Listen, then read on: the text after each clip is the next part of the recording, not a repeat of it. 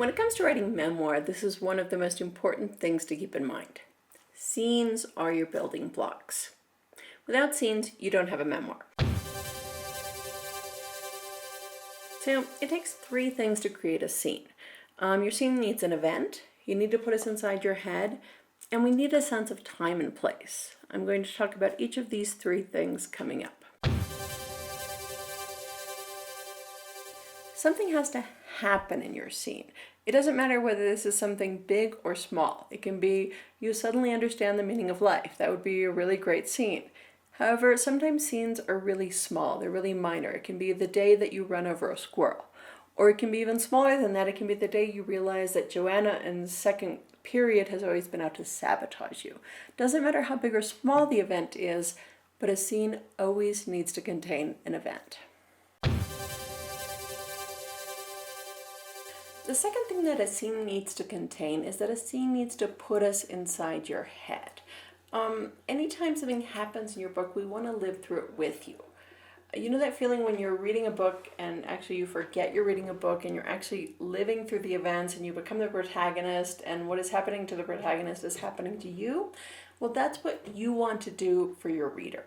And the way to do this is to put us inside your head. So instead of describing the events that are actually occurring to you, you describe what went through your head at the time. I'll talk a lot more about this in subsequent lectures on prose and putting us inside your head.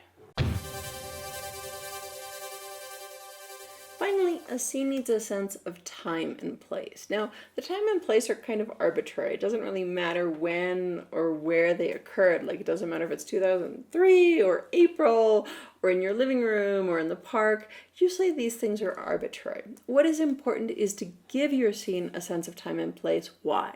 Because without a sense of time and place, we can't have an event. Events always occur in a certain place and time. In other words, don't say Wednesday nights at my house, my family would get together, because you're not setting up a scene. You're not giving us a sense that something is going to happen. Rather, you want to say one Wednesday night in 1981, and all of a sudden you are setting up a scene. You're setting up the prerequisite for something to occur. Don't say every summer of my childhood, but rather the summer I turned 8, and again, you're setting up what it takes to create an event.